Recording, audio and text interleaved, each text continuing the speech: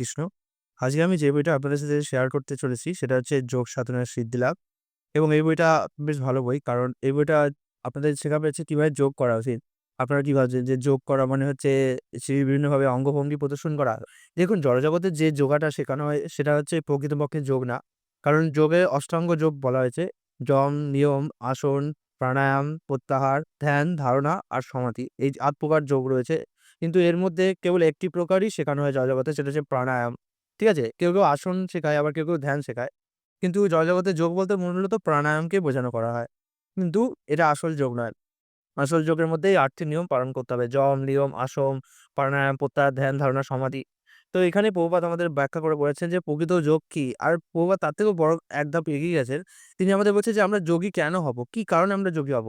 শুধু কি নিজের শরীরটাকে জাস্ট শান্ত করার জন্যে বা একটু দীর্ঘ জীবন লাভ করার জন্যে? যদি সেটাই হতো তাহলে কোন যোগীরই কখনো মৃত্যু হতো না। কিন্তু আমরা দেখছি অনেক যোগীদেরও একসময় দেহত্যাগ করতে হয়। তাহলে যোগ সাধনার উদ্দেশ্য কি আছে? তখন প্রভুপাদ বলছেন এই যোগ সাধনার উদ্দেশ্য হচ্ছে মনকে শান্ত করা। স্বাভাবিকভাবে আমাদের মন হচ্ছে বিক্ষিপ্ত এবং যখন এটি বিষয়ের সংস্পর্শে আসে, তখন এটা আরো বেশি বিক্ষিপ্ত হয়ে যায়। তার জন্য প্রভুপাদ আমাদের ব্যাখ্যা করে বোঝাচ্ছেন যে প্রকৃত যোগের উদ্দেশ্য হচ্ছে এই মনকে শান্ত করে নিয়ন্ত্রিত করে আমরা যাতে সেই মনটাকে পরমেশ্বর ভগবানের পদপদ্মের চিন্ময় সেবাতে লাগাতে পারি। বা তার যে স্বরূপকে, তার যে রূপকে, তার যে গুণকে, তার যে লীলাকে এগুলোকে যাতে মনের মধ্যে স্থান দিতে পারি। এটাই আমাদের যোগের উদ্দেশ্য। এখানে প্রভুপাদ আমাদের ব্যর্থ যোগীর পরিণতিও বলেছে। প্রভুপাদ সেখানে ব্যাখ্যা করেছেন যে ব্যর্থ যোগী যারা হয় তারা যোগকে যেহেতু নিজের দেহের পুষ্টির জন্য ব্যবহার করে, তাই জন্যে একসময় এই দেহটাই তাদের দুঃখের কারণ হয়ে দাঁড়ায়। ঠিক আছে? তারা অনেক তপশ্চর্যা করে, অনেক যোগবল প্রদর্শনও করে। কিন্তু তা সত্ত্বেও যেহেতু তারা প্রকৃতপক্ষে ভগবানের আরাধনা করে না, তাই জন্য তারা কখনোই সুখ পায় না। এবং সেইজন্য তারা মায়াবাদ, এই বাদ, সেই বাদ নানা বাদে ঘুরতে থাকে এবং ভগবানের যে রস, সেই রস থেকে তারা বাদ পড়ে যায়। এইভাবে প্রভুপাদ আমাদের এই যোগ সাধনের সিদ্ধিলাভ সে ব্যাখ্যা করেছেন। কিভাবে যোগ করা উচিত। প্রভুপাদ এমন বলেননি যে এই আসন বা প্রাণায়ামগুলো একদমই তোমরা বর্জন করে দাও। প্রভুপাদ এটাও বলেছে যে যদি কারো দরকার হয় শরীরে সুস্থ রাখার জন্য তাহলে সেটা করতে পারে। কিন্তু তার মূল উদ্দেশ্য থাকবে হচ্ছে ভগবানের সেবায় দেহটাকে যাতে লাগাতে পারি।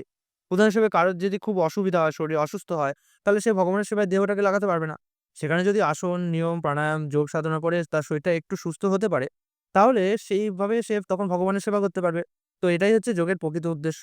যাতে আমরা আমাদের দেহটাকে দীর্ঘকালের জন্য ভগবানের সেবায় লাগাতে পারি। এটা নয় যে দীর্ঘকালের জন্য ভোগ সাধনা করতে পারি।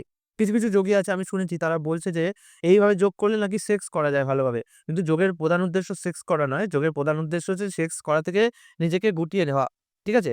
এইভাবে যোগ সাধনার সিদ্ধিলাভ বইটি আপনাদের চোখ খুলে দেবে এবং যোগের ব্যাপারে নতুন বিষয় জানতে আপনারা সমর্থ হবেন। তো কেমন লাগলো ভিডিওটি অবশ্যই জানালে আমি খুশি হব। আগামীকাল আরেকটি ভিডিও নিয়ে উপস্থিত হব। হরে কৃষ্ণ।